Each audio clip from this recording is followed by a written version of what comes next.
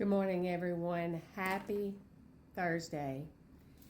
This morning, we are reading from Genesis chapter 2. Thus the heavens and the earth and all the host of them were finished. And on the seventh day, God ended his work which he had done, and he rested on the seventh day from all his work which he had done. Then God blessed the seventh day and sanctified it, because in it he rested from all his work which God had created and made. This is the history of the heavens and the earth when they were created, in the day that the Lord God made the earth and the heavens. Before any plant of the field was in the earth, and before any herb of the field had grown. For the Lord God had not caused it to rain on the earth, and there was no man to till the ground. But a mist went up from the earth and watered the whole face of the ground. And the Lord God formed man of the dust of the ground and breathed into his nostrils the breath of life.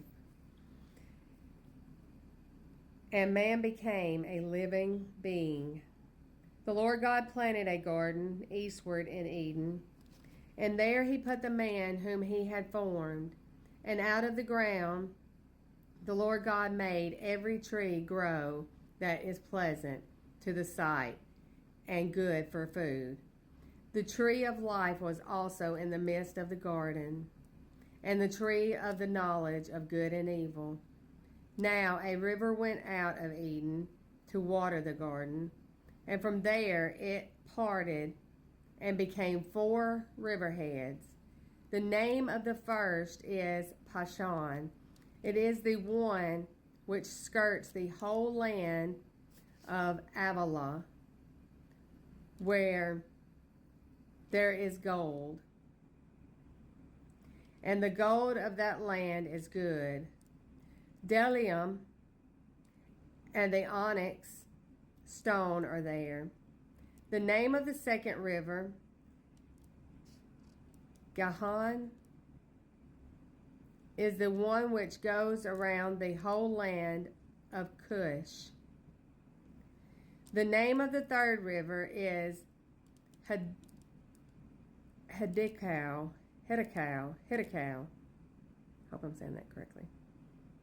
It is the one which goes toward the east of Ezra. And the fourth river is the Euphrates.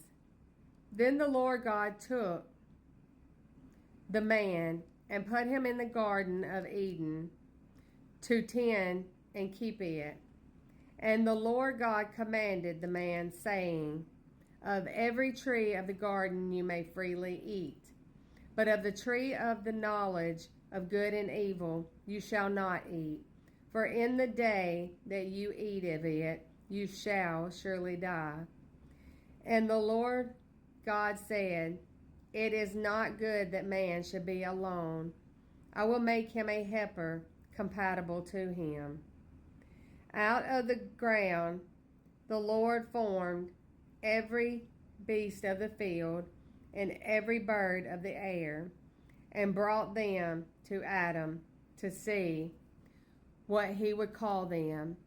And whatever Adam called each living creature, that was its name. So Adam gave names to all cattle, to all the birds of the air, and to every beast of the field. But for Adam there was not found a helper compatible to him. And the Lord God caused a deep sleep to fall on Adam, and he slept. And he took one of his ribs and closed up the flesh in its place. Then the rib which the Lord God had taken from man, he made into a woman. And he brought into the man, and he brought her to the man, and Adam said, This is now bone of my bones and flesh of my flesh. She shall be called woman, because she was taken out of man. Genesis 2:7 is where we saw Jesus.